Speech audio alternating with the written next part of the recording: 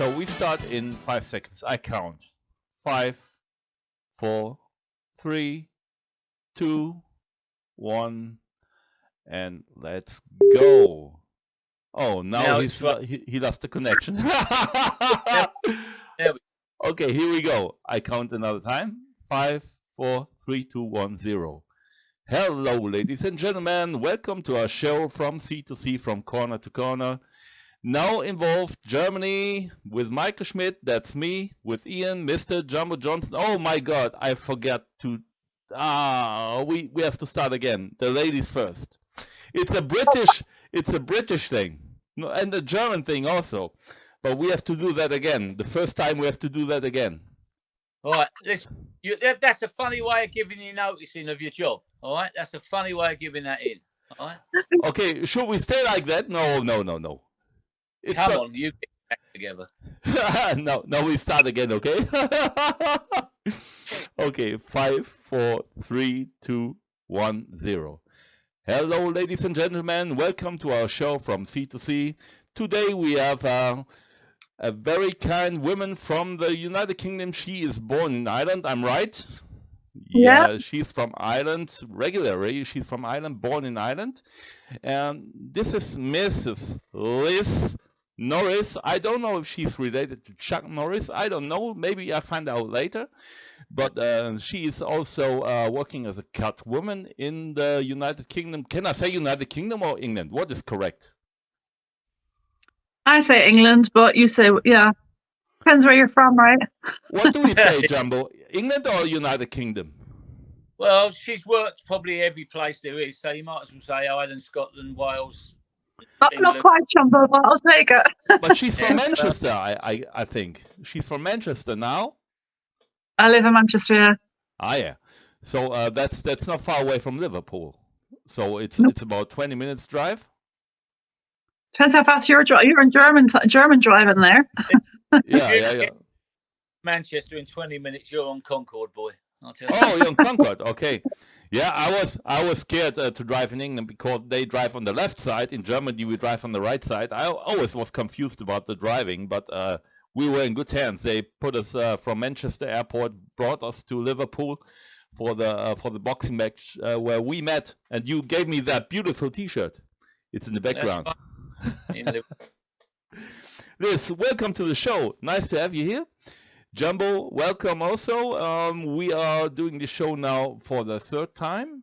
I think it's the third show now. And before we start, I have to tell something I spoke about with Jumbo. It's because of a YouTube channel. We try to create a YouTube channel just for the interviews. So this interview will go first at the YouTube channel. The other ones we already had. I put it later. But maybe this one is the first video we put on the new YouTube channel we planned for this show from sea to sea, from corner to corner. No, what's happened? Oh, you're not killed. That's good. Good. No background killer with a knife. Yeah, I heard about that. England has some problems at the moment with some stupid people. Yeah. Liz, how are you? And I heard you finished just boxing school a couple of minutes ago. Now we're happy that you're here. And if you like to say something, you're welcome. And the next sentence is to you. Well, thanks for having me, first and foremost. Yeah, I have just finished a coaching session. It's very hot here tonight. So here too. Somebody said to me that I've become a bit of a torturer, which I'm taking as a compliment. So yeah. Yeah, it's also hot in Germany. Ian is also a lover of hot temperatures. Yeah. He's doing holidays just where the Arabs and the Emirates going with the camels through the desert. I don't like that because it's too hot for me. But he's always stay his holidays in that area. Yeah, I love the heat. Yeah, I know. So maybe you would be in 1943. You'd be a good enemy against the Germans in the desert with Rommel. All right, let's get on boxing. We're not having a political show, really, are we? No. Oh, this before I forget about that, please let me say that you're Irish, and now you work in England. It's not related to boxing now, but did you saw the funeral of Shane McGavin in the church, where all the musicians from Ireland played at his funeral, and when they when they carried out the coffin and everybody was applauding? Have you seen that on TV? Yeah, yeah. Last year, right? Was it last year? Yeah. How is that called if you get those skin? It's in Germany we say Gänsehaut. It's because when you have emotions. Goose pimples, yeah. Goose pimples or goosebumps, yeah. I always get that when I think about this. It was amazing. Yeah. Did you guys have anybody to dedicate this interview for someone? Because I thought about maybe it's a good idea to dedicate it to Shane McGavin. It was a great musician. I loved him, and oh, this is Lou, by the way. He's going upstairs now because the climber, the air condition is working now. He's going upstairs. Is it a good idea or a bad idea to dedicate it to Shane? You think you want to dedicate it to Shane McGowan? Let's do that. Fine with me. Yeah, you like him also? Yeah, that's fine. Why not? Okay, thank you so much. Because if you have Irish persons here online, it's a good idea maybe to honor those people, because he was an amazing musician. I saw him here several times in Germany. Most of the time he didn't finish the show because of drinking, but it was amazing to meet those people. So none of us are drinking here tonight, so let's get that boxing. Ask Liz a question. Yeah, of course. We are here for that.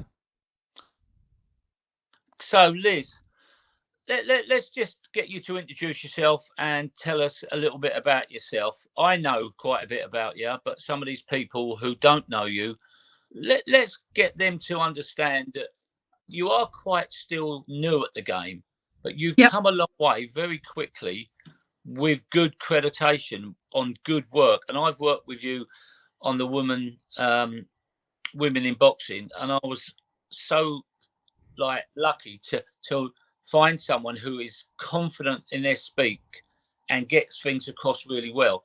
So that calmness is obviously going to help you in the corner. But just introduce us to you yourself and a little bit of where you've learned everything. Okay.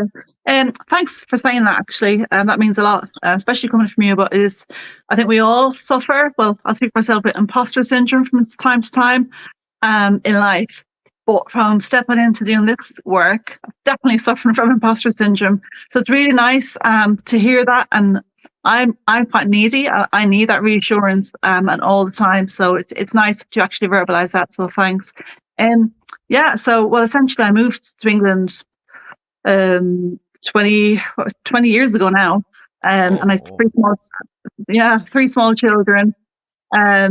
And I've always been into sports and fitness, but not boxing. And actually, the town that I come from originally now has a lot of boxing and quite really talent coming from that town. But it wasn't when I was there, so it wasn't really on my radar in that sense. And I think I remember watching Prince Nazim. Actually, was the first boxing that I watched.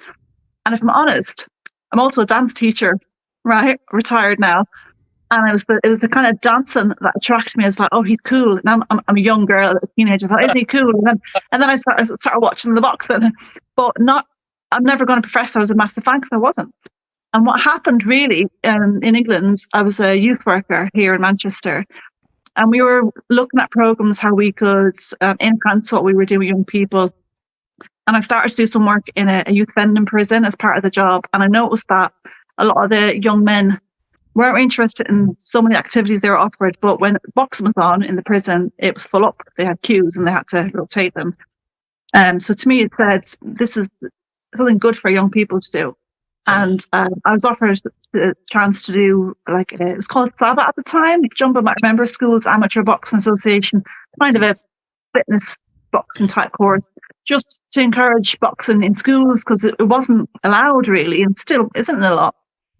And because I was already a qualified youth worker and had those sort of skills, I was put on that course, and then I thought, great, I can join in and start to use boxing, very low level. I'm talking about like doing some fitness, because I was a fitness instructor already, to help with the youth work. But when I did the course, I thought, I love this. I want to do it myself. Now, this is the embarrassment thing. I'm going to admit this. There is a gym 2 minutes from my house, and I never bothered to walk in there. And it was a boxing gym. And it was run by A.D. Lewis, who is a British and Commonwealth champion. Yeah. Yeah. So ignorant me didn't know who this guy was or whatever, but I thought, oh, I'll pop into this gym. And I joined the gym as just a recreational person, wasn't interested in fighting. And I got the bug, amateur boxing, I got the bug. But I'm now 36, which is a bit late.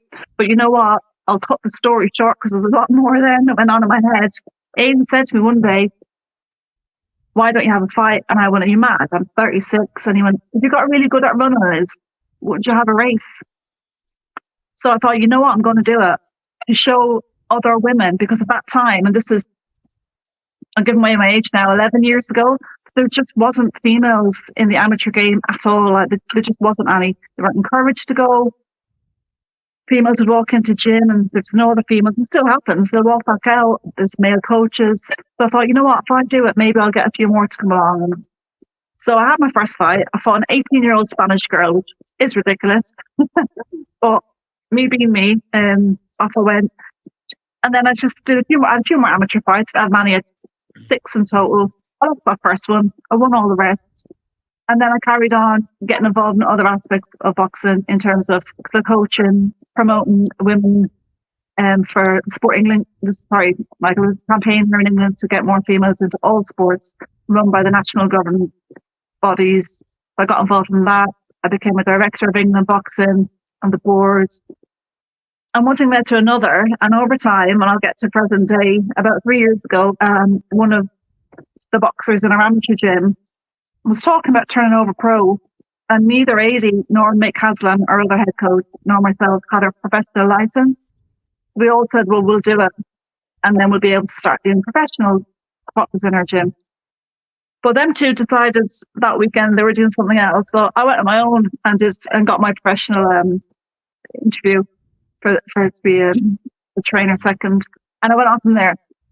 But cuts, I was just always really interested in that aspect, because I think I have an advantage in a way to have box, so I'll be amateur. I understand what that boxer is feeling and the importance of not just knowing what to do with your equipment and how much time and all that. It's about keeping the boxer calm before the fight, during the corner in the ring, and also afterwards, like the aftercare and the kind of pastoral bit around that I think is important. So that's the kind of path I wanted to take, and away I went. Yeah, and that's quite a long answer to your question. Yeah, but And the it rest is was history. perfectly answered, because anything I would like to know, it was included. I'm sorry for interrupting, Ian, but I have an important question, if I understood it correctly. So you made your professional license, and then you were able to coach professional fighters and amateur fighters in the UK. Yeah, so I have my coaching badge for amateurs. Professionals, technically, I could coach professionals, but I don't. So I've opted to be a trainer second. So I'll do the corners, I'll be assistant, but I have a full-time job, and I don't work in professional boxing full-time at all. And it's not my intention. I'm more as an assistant, if you like, and specifically to do the corners and stuff. Yeah. But for me, it would be very interesting if somebody told you about the professional way to teach fighters to go into the ring. But what is about the psychological thing you learn from the old guys, maybe to get the right words to a fighter if he's in trouble? Who told you about that? So the thing is, having been an amateur boxer, a lot of that stuff is the same, about understanding what you say to that boxer in that 60 seconds. So I have that experience firsthand as an amateur boxer and an amateur coach. And in terms of like the cuts and going further, I went and I did a course with a guy called John Pegg in Birmingham, who I know Ian knows very well, and Anthony Hall, and they run a course to kind of give you that more in-depth, specific work to do with cuts. So I learned a bit more there. But I've learned from people across the circuit. So I've been really lucky in Manchester. We're just affluent with like talent. So we've got people like Anthony Crolla, who I'd meet on the amateur scene. It's always really encouraging. John Murray, quite friendly with John Murray, who was an excellent boxer. His career was shortened because of an injury as well, an eye injury. Ian Harrison is another person that's really helped me out over the years, and Ian's a very experienced guy as well, and actually was part of Ian's Northwest squad, coaching squad. So we bring females together from all over the Northwest, and Ricky Hatton gives us his gym, and we coach the girls there. So I was part of that. And then obviously Aidy Lewis himself. You say old, I say older. Aidy's actually the same age as me. So, has helped me out. And you just pick up bits and pieces from everyone that you meet on the circuit. So a lot of the amateur coaches do pros as well, or have been professionals themselves, and everyone's got their own little tip, and you just pick things up. But Kieran Farrell has actually done a lot for me, because when I started out thinking, should I do some work in professional, I actually approached Kieran and said, can I do some like house seconds, just be your apprentice for a show, and to come straight down. And then over time, he started asking me to do more and more jobs, if you like, and connecting me to people. And yeah, it's just the network, and I find that, and of course, Jumbo as well. The network that you get when you're, I suppose, I'm not saying I'm the nicest person in the world to everyone, but I like to think I'm very pleasant and just behave professionally, and you just meet people as you go, and they help you out. And yeah, it's been really supportive. That's good. Yeah, you said about professionality. That's always a thing. What in the boxing scene, especially here in Germany, if you talk about professionality, it's very rough to say that many people are professional, because the behavior and if you have any fighters and you have a contract with a team, for example. So you talked about that, and if you are here in Germany and have a contract with a coaching team, how is that in England? If you have maybe a contract for a fight, and you go there, is it shaking hands, or is it like you put something on paper? So I'm just working with paper. I don't work with shaking hands anymore, because I was they robbed me so many times, and they stabbed me in the back so many times. So how is it in England? How do you handle that situation? I've never signed a contract to work with a fighter. I have only ever shaken hands. I do. Sometimes it can come back to bite you on the backside, especially if a fighter moves on to another team, and he wants you, and the other team he's gone to already have a team of cut men, house seconds, conditioning and nutritionists. There's a great chance you're going to lose that. And to be quite honest with you, you've got to take it on the chin. It's happened to me more than once, and I'm not going to say it's never going to happen again, because it could easily happen again. But there's never, ever a contract signed that you're going to work with that fighter continually. Even Katie Taylor, I've done 7 years with Katie, and I never signed a contract. With Brian and Thomas, it was a shake of the hand until they decided they wanted to move on full-time in America, and then I lost the job. But I had 7 fantastic years, and I would never change anything for the world. They still speak to me if they see me for shows. And you know what? I've got to think that I was lucky that I was her first cut man, and I had. Yeah, I have just one boxing promotion here in Germany. It's the First Punch box promotion with Christian Jaszczuk. He's a Polish guy, but he lives in Germany. He is now, I think he's German and Polish in one passport. But we don't need a handshake. We just need a telephone call, because it's always 100% if we do work together. But all the other ones, I do contracts. Yeah, but Liz will tell you, you can go to a show to do one one job as a cut, and you might get there. They could go to Liz. Oh, Liz, our cut man's ill. Blah blah. Can you step in and help us out? Yeah. And you get 2 or 3, but it doesn't mean to say they're going to come back to you. But if you do a good job and their cut man can't make another time, they will come back to you. And that's the only thing I've ever said, that you treat every fighter with the utmost respect and do the job. It doesn't matter if it's a 4-round journeyman or the undisputed heavyweight champion of the world. You've got to do the job correctly and professionally at all times. Yeah, of course. Always. It's necessary for our business also. If you do something wrong, that could maybe happen one day, but normally it never happens, because working as a cutman, don't be mad with me, but it's not a rocket science. It's a straight line you have to follow. If you do the right thing at the right time, you don't have to do mistakes, because it's easy to work as a cutman if you have the experience about that. So that's my opinion. And you don't need to be a professor or a doctor. It's not necessary. No, you've got to read up on a few things so you know a few things.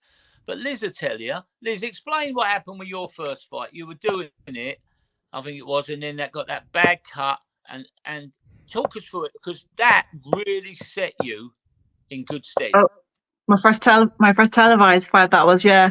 I will, yeah. So yeah, I done some like small hall shows. Not anybody. No offense to any of these boxers, but not well known.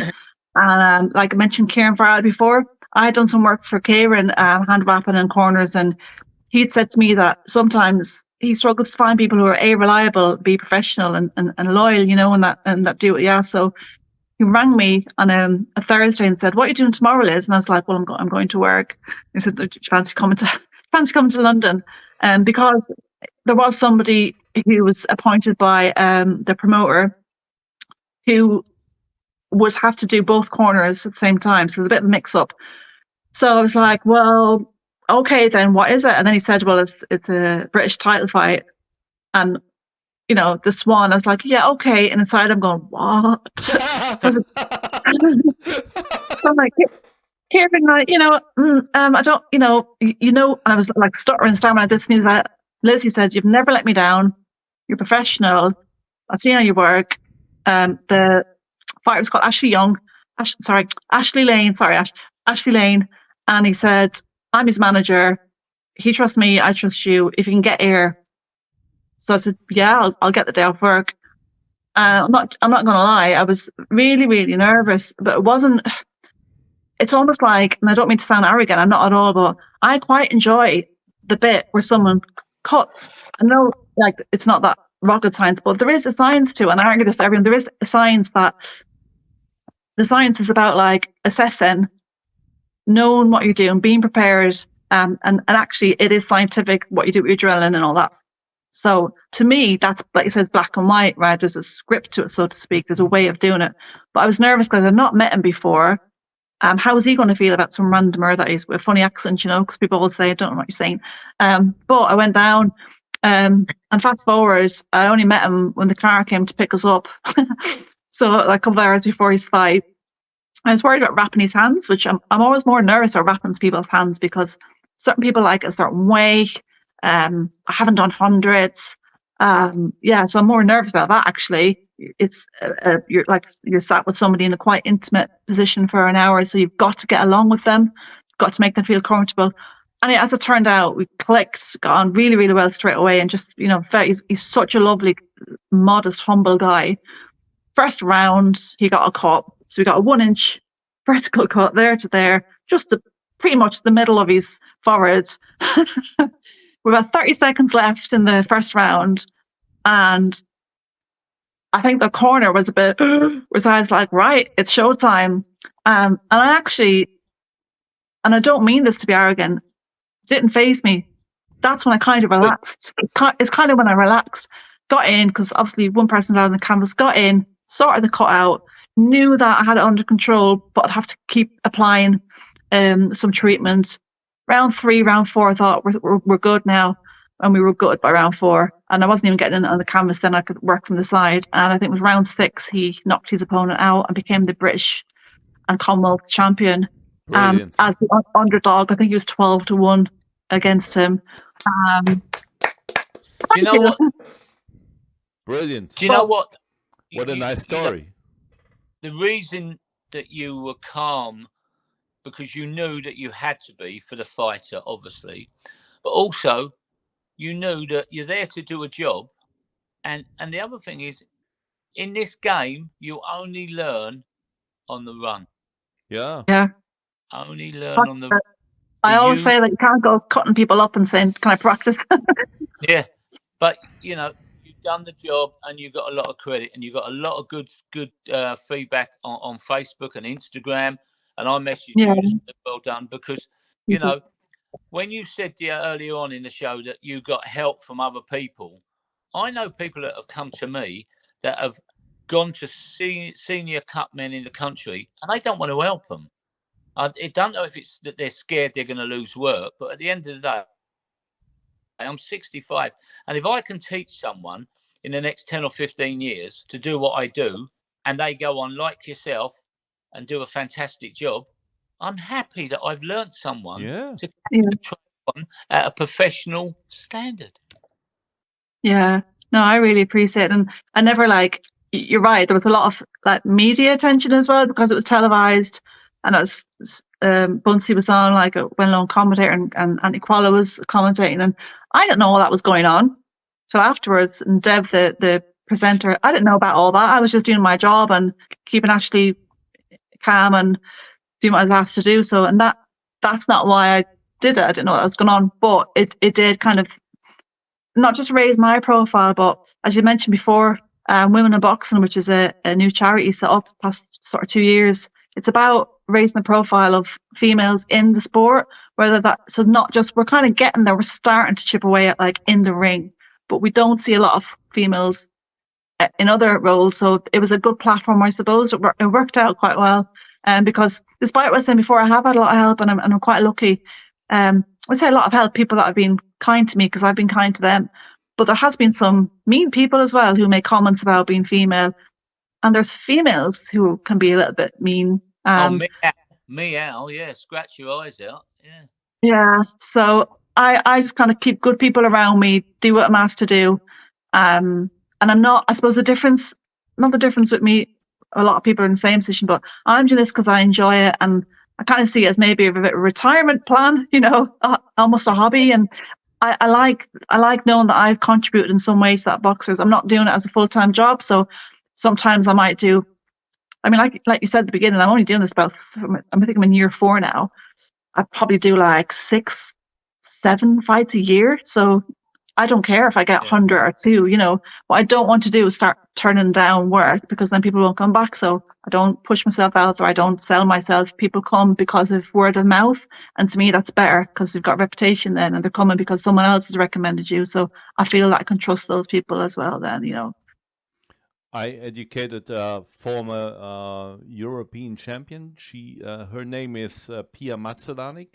She was a former champion here from Germany. And then now she's a Cutwoman. She is doing a brilliant job. She is hand wrapping so wonderful. And the work in her corner is absolutely professional. And in my opinion, many guys from Germany are very jealous about her. And they spelling so much bad stories behind their back.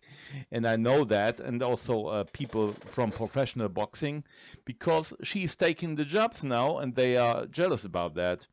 I don't care if somebody takes a job. If he's good and he gets a contract, it's okay. And if you're a good Cutwoman and doing a brilliant job, there's no wonder that people hire you. Exactly. And why shouldn't they? Yeah, of course. And I'm very proud of her, because she was my student and she is doing excellent work. Yeah.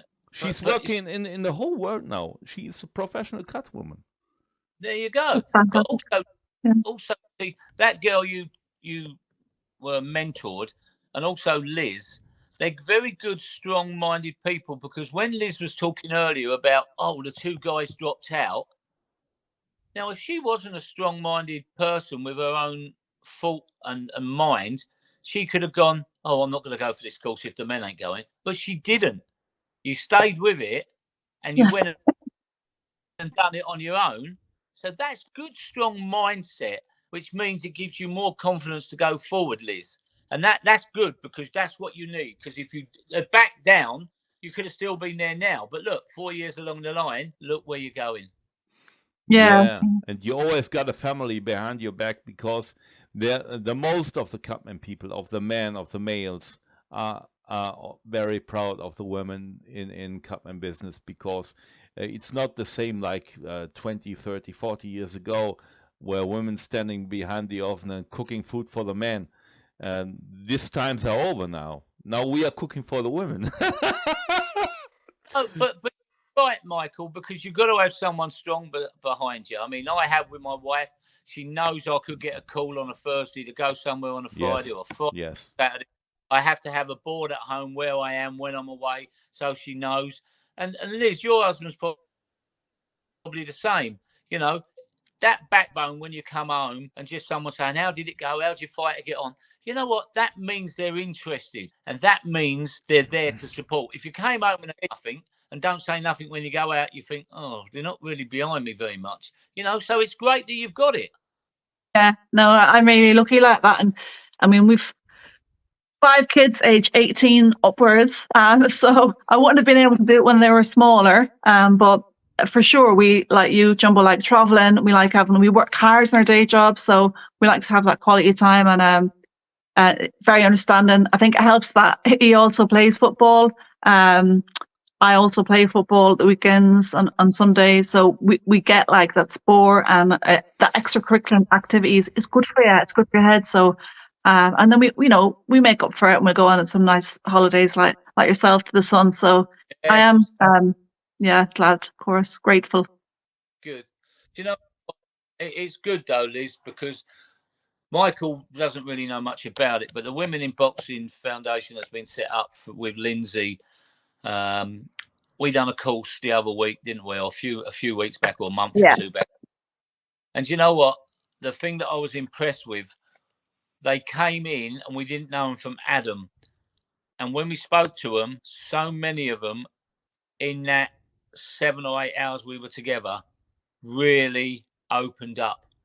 And you could see why they wanted to do what they're doing, because they had been held back elsewhere in their life doing what they wanted to do. And it was so thrilling for me they were coming up and asking questions, this, that, they're same as you.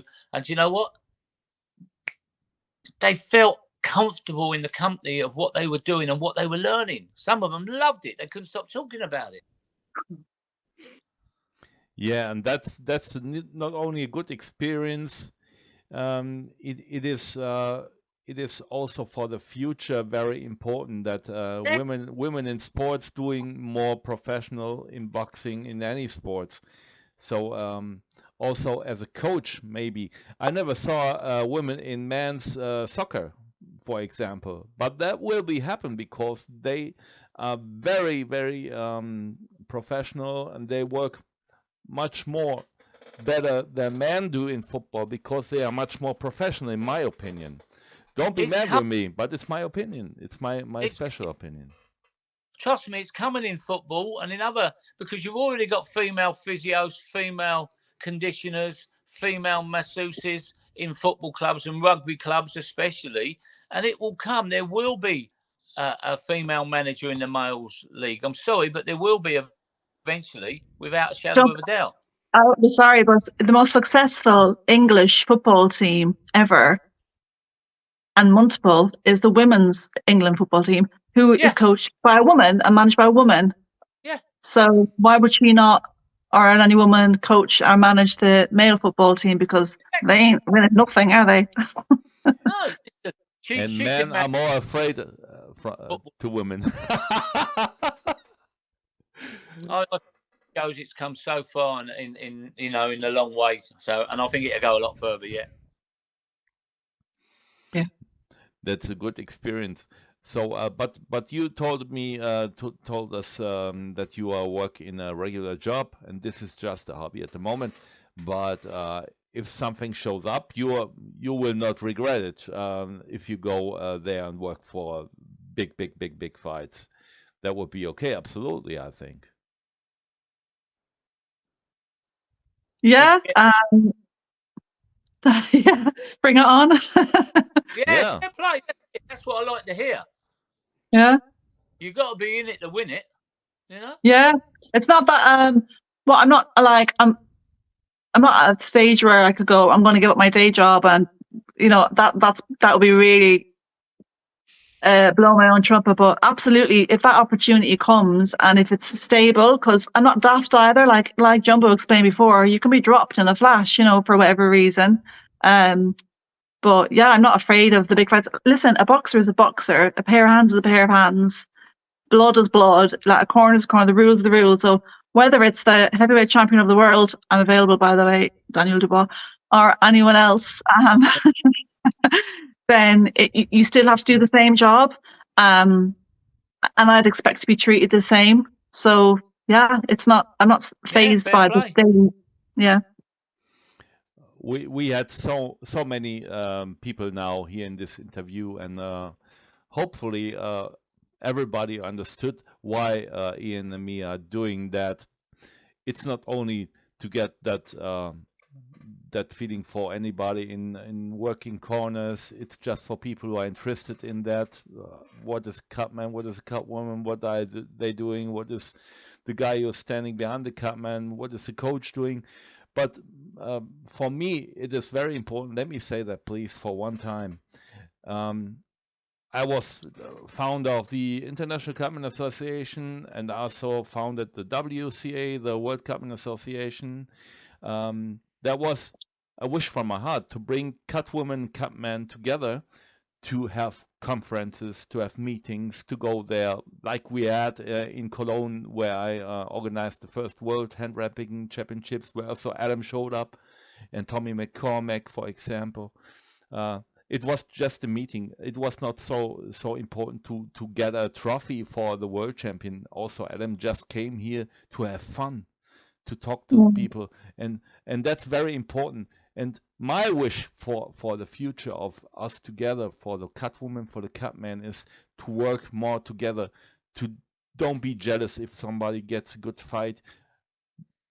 Be kind and happy for those people that they are in a big fight, that they have the opportunity to work in those areas, in those arenas, and in those environments, because we are just a family. Not many understand this, because the most people think, I want to have this job, I want to go there.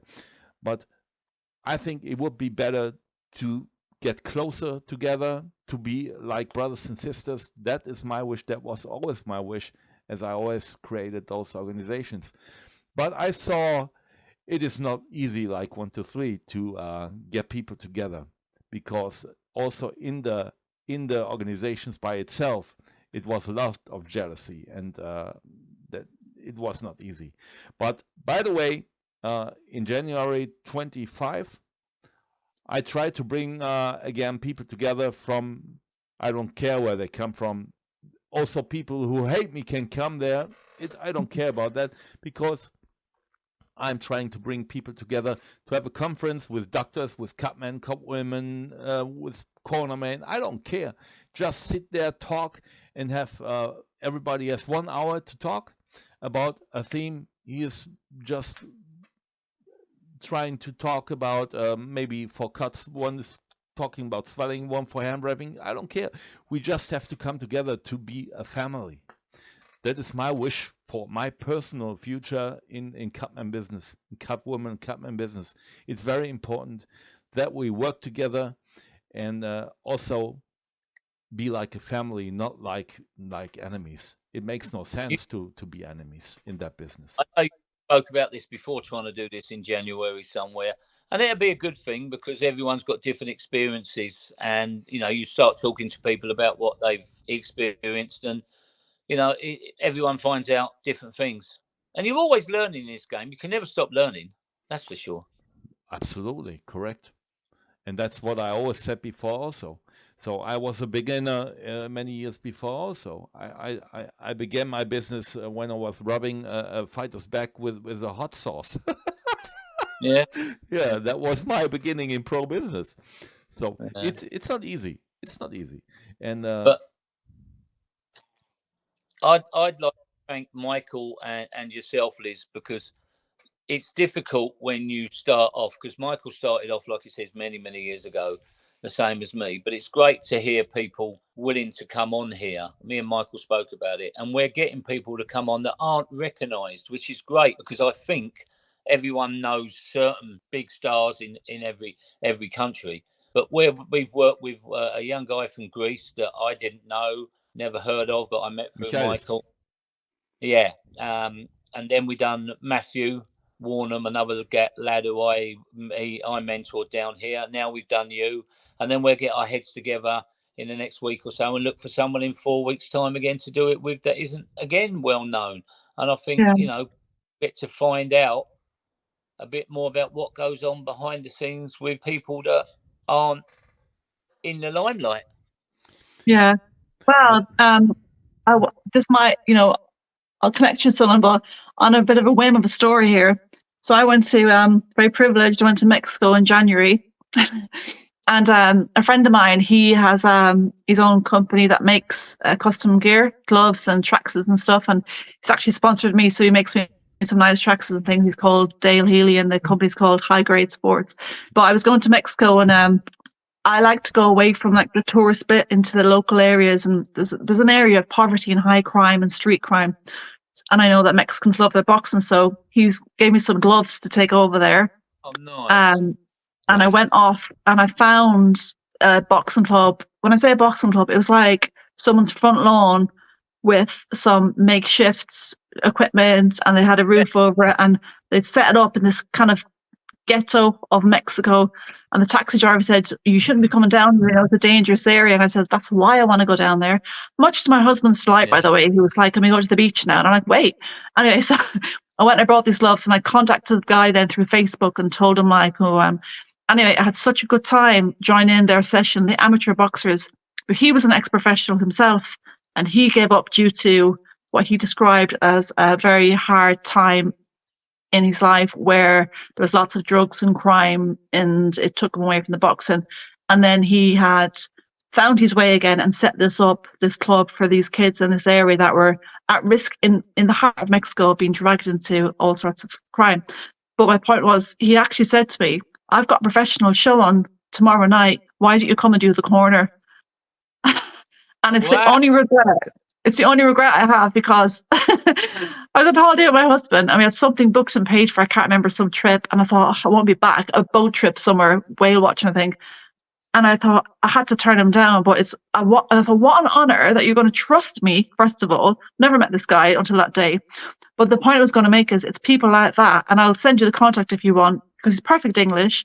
And he really inspired me. So like you said, Jumbo, you learn that for everybody. And he said to me, because I was asking about how they do it and the rules and things, and he was sort of saying that professional boxing isn't half as regulated as amateur, and how they literally are pulling kids off. Like we say all the time, it's great to get kids off the street, but they are literally taking them away from cartel. And I'm not disrespecting the whole of Mexico there, but he was talking about that area. So yeah, I learned from him about always remembering. Yeah, but I'll connect you. I think he'd be great to talk to. Fair play to you, Liz. Well done. That's what I say. Yeah, well, it's just about being a bit cheeky, isn't it? A bit cheeky, just rocking it. Like I said earlier, you've got to be in it to win it. The only way you can get in it is to put yourself there. So. All right, going dark in a minute. It's getting dark now. Next time, I've got to be up at 4.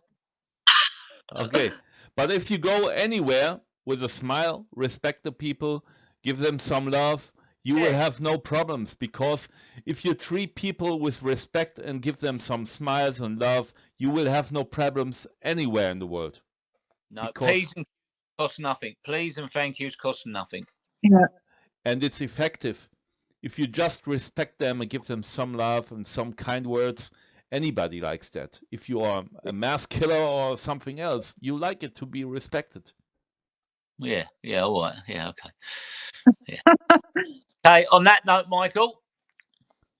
Yeah, I have no more questions. If you have one, Liz, what is on your soul? You have got anything you want to say? I'll just say to you, as always, thank you for having us on here. And Liz, thank you for coming on. And I hopefully look forward to the show and we can sit and have a coffee and a chat together, because obviously, you know, we ain't seen much of each other. Hopefully we'll do another Women in Boxing somewhere soon and we can meet up again. Just take care of yourself and carry on the great work, Liz. Oh, thank you. And again, thanks for having me, but I really appreciate the respect that you're giving me. And it's actually an honor for me. So thank you.